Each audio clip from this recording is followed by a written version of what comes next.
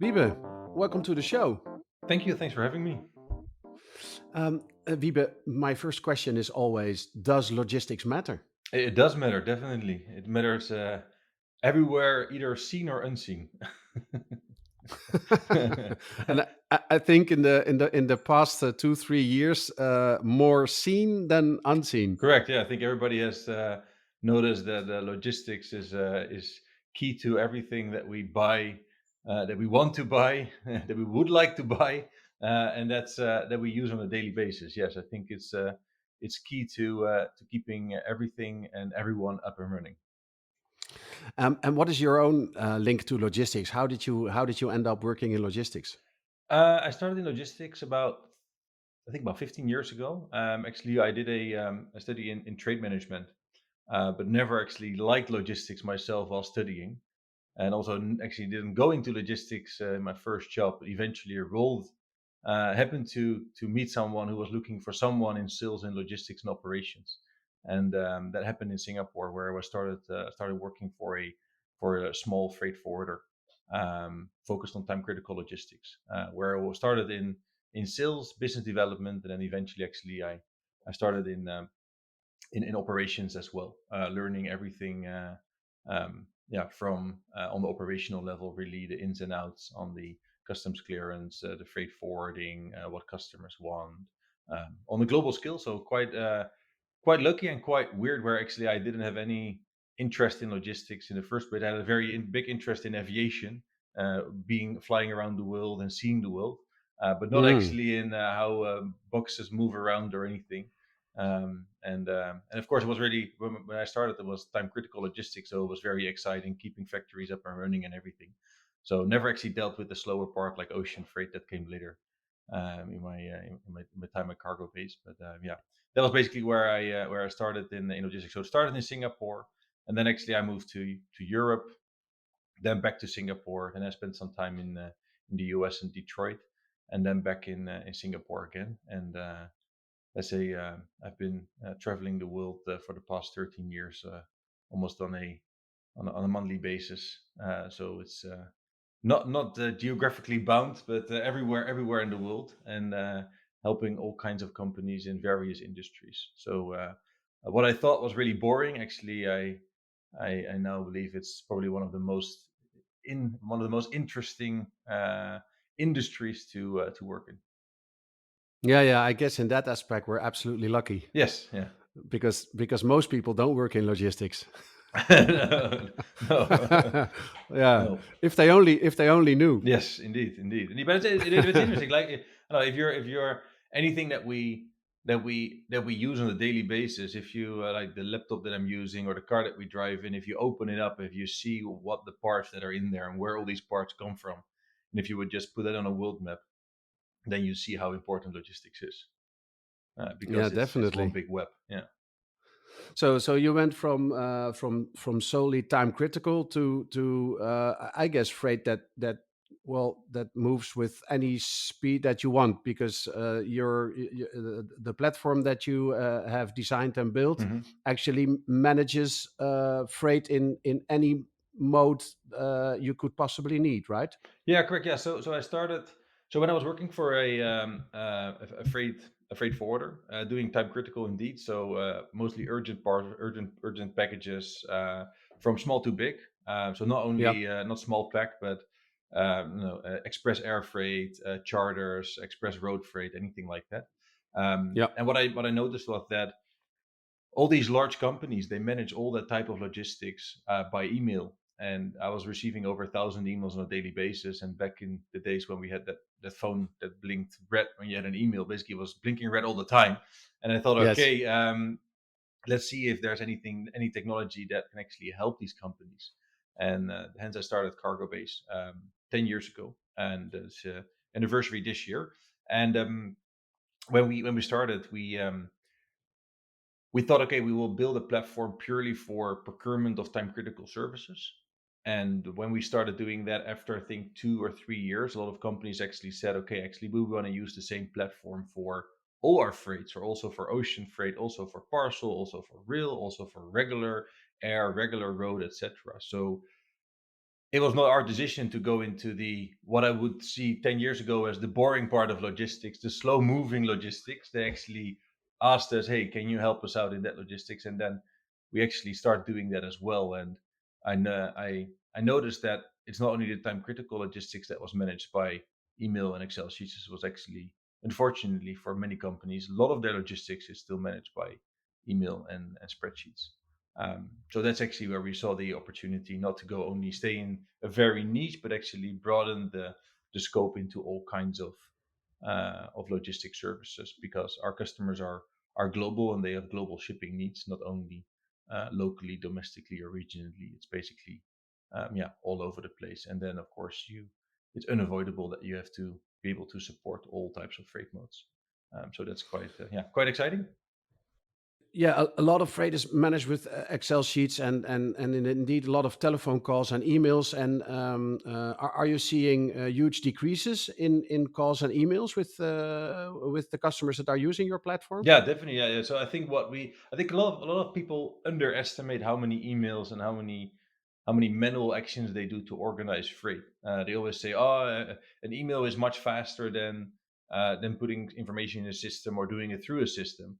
But then Yeah, when you actually show them, okay, how many emails did you actually use, and how many people did you actually put in CC, and how many time yeah. actually did people spend on reading and replying and working on these emails? That's yeah, way more. So what we've seen so far, it's about an 80% reduction in time that they spend on actually organizing and managing an entire shipment, doing it through a platform using automation and smart technology rather than doing everything manual. Um, and where they say, okay, maybe email is a way of automating it, but of course, there's a lot of manual work that's being done with it as well, and manual, I don't know, tasks that you have to complete outside of emails as well, either phone calls or real paperwork or anything like that. So I think that is that's I think yeah, the benefit of a platform, and where of course um, the different the new generation, or let's say the younger generation of people who are more tech savvy and use technology on a day-to-day basis in anything that they do, of course are now looking to use the same technologies also in logistics. So that's also where we are seeing right now a massive um, uptake of companies that say, hey, we're using on a day-to-day, either if it's food delivery or ordering or e-commerce, they're seeing all these cool features on visibility and anything, where they save way more time than going to the supermarket, going to I don't know, go to the city center and or a shopping mall and buy stuff there. They can do everything online. Why can they not do actually the same thing for logistics, right? So I think that's quite yeah, quite exciting to see that whole change right now. Yeah, and I had that years ago when I was still working for a logistics service provider. I was always wondering why everything that's happening in logistics is so complicated, and it's the visibility is low and it's difficult to find things. While when I have my phone and I need anything that is connected to my personal life, it's super fast, it's super easy, it's accessible. The graphical user interfaces are really smooth, and everything works. And then when I was looking at the different logistics systems, whether it was a warehouse management system or a transportation management system, in my engineering days, um, it was also needlessly complicated. Why do you think did it take so long for the logistics industry to catch up to that and to create these newer and smoother and more efficient ways of handling data and Yeah, no, working? I think a lot of things have to do. Okay, so nobody likes change in general, and operational people definitely don't like No. change. And I think in the past, logistics professionals remained especially way longer in their position. I think that's what we see with the Hmm. older generation stays within this could easily stay within the same job for 25 years, right? And you have your business Yeah, yeah, relationships, and you have a reliable network, and you have a reliable process. It might be manual process, but it works, right? So that yeah, generation never actually thought, okay, let's change, because why would we change? Because it's a lot of work and a lot of risk and it costs money, There's no need to invest anymore because either they are bound, they're just waiting to go for retirement, right? Let's just say it in that way, Yeah. or Yeah. the risk is too high, or there's too much investment, or they don't really understand what's really available, right? There's also, of course, a gap between um, how they've done it in the past 25 years and what technology has evolved in the past, and how up to date they are with the technologies. Of course, as well, because everybody is being blinded by smoke and mirrors of all the great yeah features that are being become available. I don't know, GPS tracking, all these things that are very cool for e-commerce, but might actually not be applicable, and very scary thing for the older generation to actually adapt to. Um, so they basically want to protect whatever they have built up in the past 25 years, right? Because that's their legacy. But what we're seeing right now is actually that COVID um, has basically changed, basically made the transition to the next generation of logistics professionals much faster. Where we're Hmm. seeing now that a lot of people actually have, let's say, the people that have been in the same position for 25 years have probably gone for an early retirement, or have gone to a different part of the position, etc., or they've brought new people on board because it was necessary to basically transform the business. And the newer generation of logistics professional is way more tech savvy. They want to impress their boss in a much faster way, because most of them will stay within the same job maybe 2 to 4 years. So first of all, Yeah. they want to they get up and running much faster. And once they're there, they immediately want to see, okay, how can we make changes? How can I make an impact? Because that will help me in my career, makes me go one step higher, etc. So if they want to do that, of course, they are not gonna engage a party for, I don't know, a transport management system or anything that has an implementation time of 2 to 3 years, or even longer, because they're never gonna see the Yeah. full implementation, right? So they can't take the credit, and it's not cool to show on your resume, say like, I've done the implementation of system XYZ, and then they ask you, okay, so how did it go? Was it a success? I say, can't tell you, because I never finished the implementation of it, right? So I think that's Yeah. the running joke that I have with a lot of potential customers that we speak to, and they say, okay, so what do you think of this system? What do you think of that system, etc. It's like, okay, if you choose for that system, look, it might have all the features and all the requirements that you have, but we're currently in a meeting room with 6 people, and probably 4 of the people that are currently in the room are not going to see the end of the implementation. So is that the way you want to go, or do you want to see something that you actually yeah, actually, where you actually can see the results? And I think that's also the different mindset in a lot of large companies, a lot of Fortune 500s where we work with. Basically, we hear from, even on the C level, that the C level basically shares with their employees and their team, saying, okay, we want you to be engaged in projects that are quick wins. So basically, short Yeah. implementation time, and basically where we can see results within months time rather than a year time. So basically, do not hesitate to make small changes that might have already an impact, because a lot of small changes eventually are still a big impact on the organization. Do not just wait and focus on one big project only, because what if that doesn't become a success? And the management right now, especially what you said as well, especially during COVID, everybody got more involved in logistics, right? I think in any Yeah. large organization, logistics and the challenges that logistics has became part of the discussion in any board meeting organization. 3 years ago, that was never the case. So I think that's the big change, and the big change um, in the type of logistics managers as well.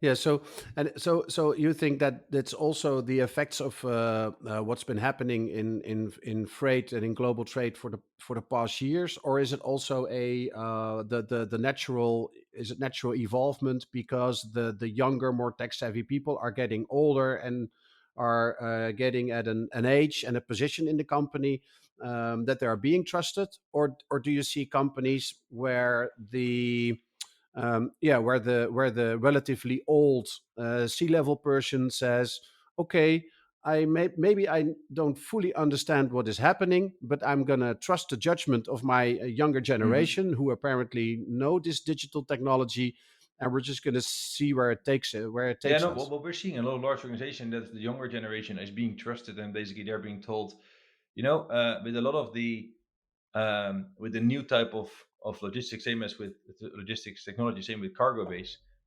It's not a We're not a license based company, so that means that the investment to actually start using newer technologies, it's not a capex investment where you have to sign off a check for 1 million, etc. So it's not like you something. So it's easier for Yes. them to say, "Hey, I have a project. I found some cool technology. I think it can help us massively. Can we just start using it and then let's run a trial for 3 months, for 6 months, and see if it works.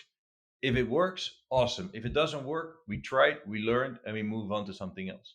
And that's actually with what we've seen. And so when I started 10 years ago, where a lot of companies were, oh no, we have to go with these companies because that's reliable and it's the backbone of our Yeah. organization, etc., etc.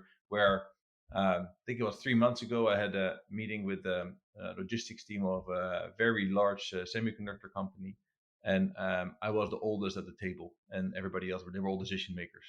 I was like, wow, okay, that's a bit of the change. And that company, funnily enough, I knew that company already 10 years ago, and 10 years ago there was a more senior person who said, no, no, no, no, no innovation. We just go with what we know and what works. So I had to wait 10 years for them to finally become a customer, but it did work out. That's That's that's that's actually ironic hearing a representative of a semiconductor company say no, no, no, that's too Yeah. innovative, because if there's one thing that these guys need to be is like super Correct. innovative. No, but you'll be surprised in actually in any industry where you expect, oh, this is a massive company, they must have systems that are solid, and that they must not have any type of, manual processes anymore, etc. I'm sure that these companies, they track their shipments in some fancy, I don't know, fancy room with all the kind of displays where they see on the live map where all the shipments are, and then you ask them, so how do you track your shipments? Yeah, yeah, just one big master spreadsheet where we have all the numbers on, and then we check manually where the shipments are. And things like, okay, Yeah, so you'll be it's surprised. it's yeah, it's a little bit the story of the dentist, and then his children all have Yes, cavities. yeah, yeah, It's a little bit yeah, that yeah, story. correct, yeah. Yeah. So great to hear about the developments, and I myself love the fact that the younger generations are getting a larger voice, Hmm. because it's propelling the industry forward, and creating a lot of really innovative new possibilities. So if if we look back at the past few years, but I guess especially also if we look forward, what are the developments that you are seeing in Hmm. freight? You guys manage freight on all Hmm. modalities, so I guess you have a good view of what's happening, and an idea of what might Yeah, happen. correct. Yeah, yeah. So we let's say our platform, we allow companies to manage all their freight in our platform. So we started 10 years ago as a freight procurement platform, and a freight Hmm. procurement platform first for time critical, and then a freight procurement platform for all modalities on a global scale. Then it became a platform for freight procurement as well as for shipment tracking. And now, basically, last year October, we actually revamped the offering to not only freight procurement but also actually a full transport management system. So 100% software based, where we don't have any involvement in whatever customers do. Customers are 100% in charge of their freight forwarders. We're not or Hmm. carriers, or whatever they're working with. We're just providing the software. We help them to innovate their processes. So we help them really challenge um,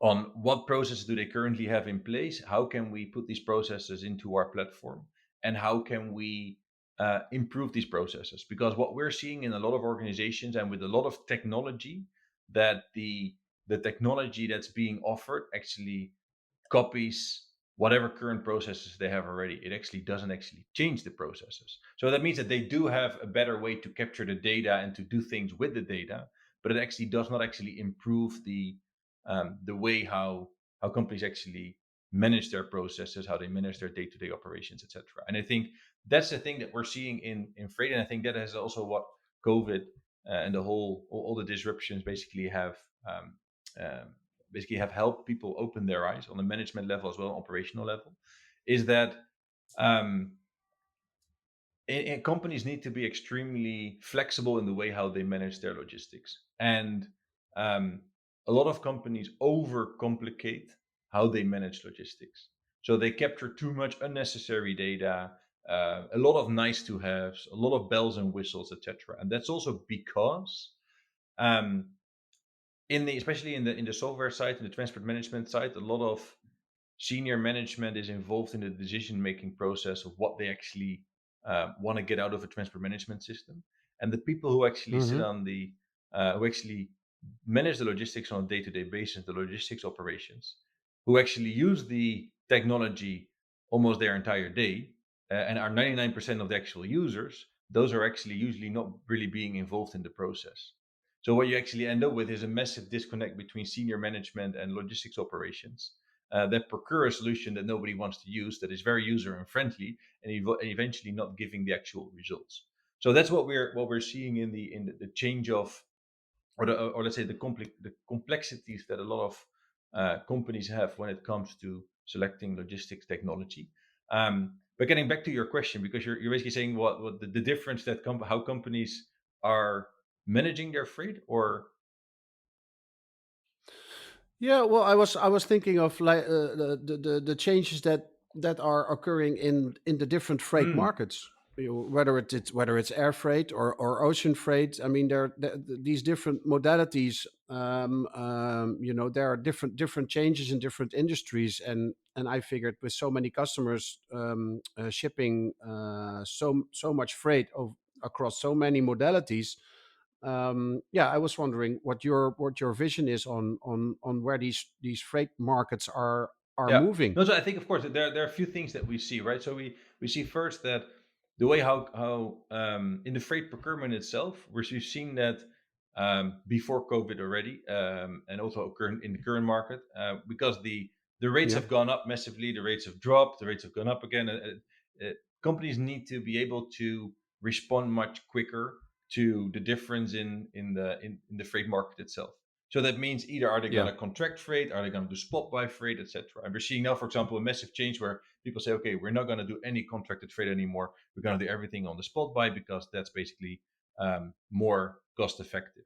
Um, and then, of course, on the other side as well, you're seeing that companies um, are being more careful with selecting their suppliers. Are they looking for suppliers, for example, in manufacturing in Mexico? Are they looking for suppliers in Mexico or the South American or North American region, or are they still gonna hmm, look for suppliers that are based in Asia, etc.? Because they've seen what difficulties they have if there is a disruption in the supply, right? If the freight rate got up, and they spend, I don't know, 10 15,000 on an ocean freight container, where it used to be a few thousand, then of course, is it worth still finding suppliers and having a entire global supply chain, or is it way more? Is it better to actually do more, basically shore these suppliers nearby? And I think that's a general change that we're seeing um, right now, is that a lot of companies are looking for suppliers nearer by to basically yeah, make the risk of supply chain disruptions much smaller. They can minimize the risk than being exposed to the risk that a global supply chain has. But of course, there's only so much you can do, and especially that it takes years to do that. It's not that you can just move all these factories from China to Mexico, or from Europe to China to Mexico, or from China to Europe itself, right? That does not happen overnight, so that will take the time. But I think a lot of companies have learned their lesson the hard way of the risks that probably were not yeah, taken into consideration many years ago when they start sourcing their suppliers. yeah. That's so they no longer keep their eggs in the one Correct. basket. Yeah. Yeah.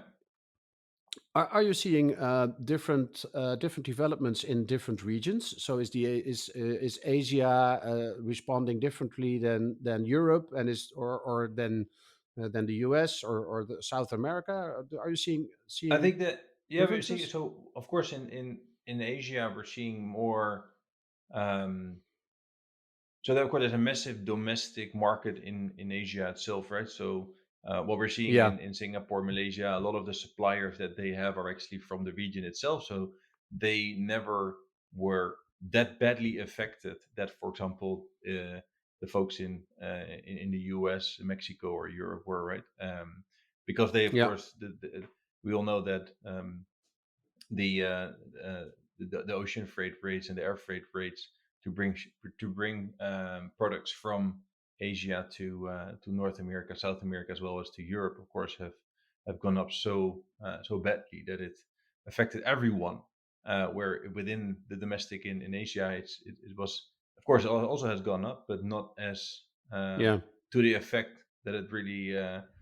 Look, if you're shipping something from China to Singapore, it takes maybe a week if it's on ocean freight, or 2 weeks.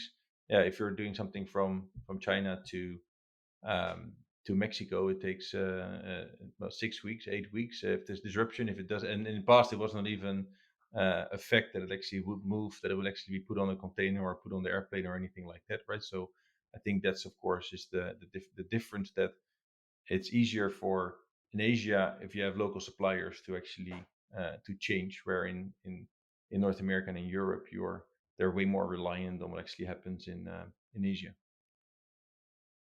Hmm. Um, so, looking forward, what does the future look like for Cargobase, for your company? What are you what new and innovative things are you guys Oh, a lot working of on? things. So it's very exciting. So I think that's so we've been around, of course, already for about 10 years, and I think our story is very unique because we're from the freight industry, and I think a lot of the tech companies actually are founded not by freight professionals, but actually by tech professionals. I think that's already a Yeah. massive Yeah. difference, right? I think the other difference is also that we actually work to the point that we're actually a profitable company.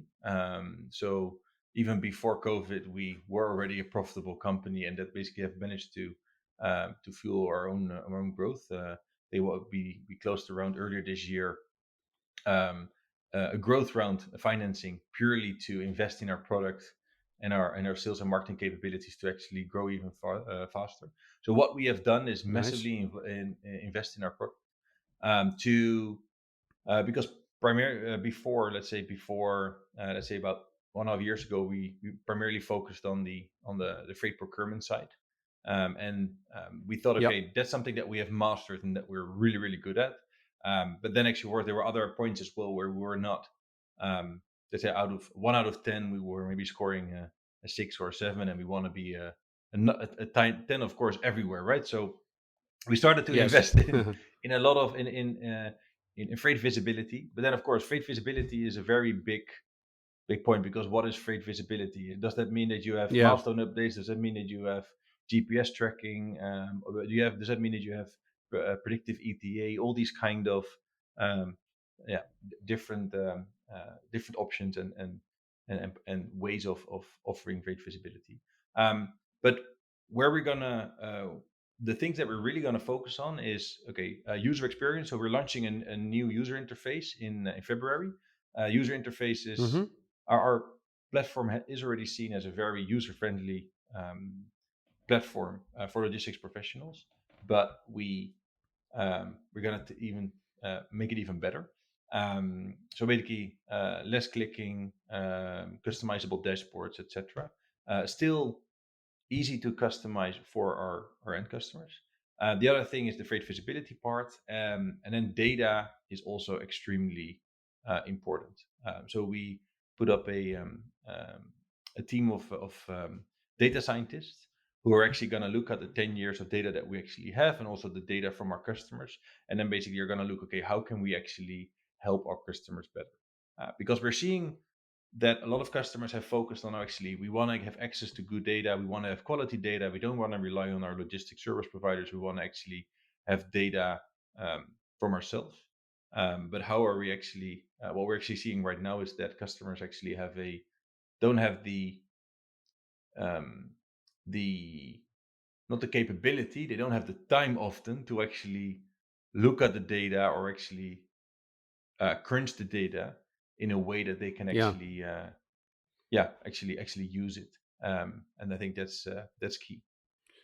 Wiebe, I'd like to thank you for sharing your views with us. It was really interesting from the upcoming young generations in logistics until the developments in the freight market. Yeah, the best of luck with growing cargo base further. I will keep following you with Thank you. interest. Yeah, thanks for having me.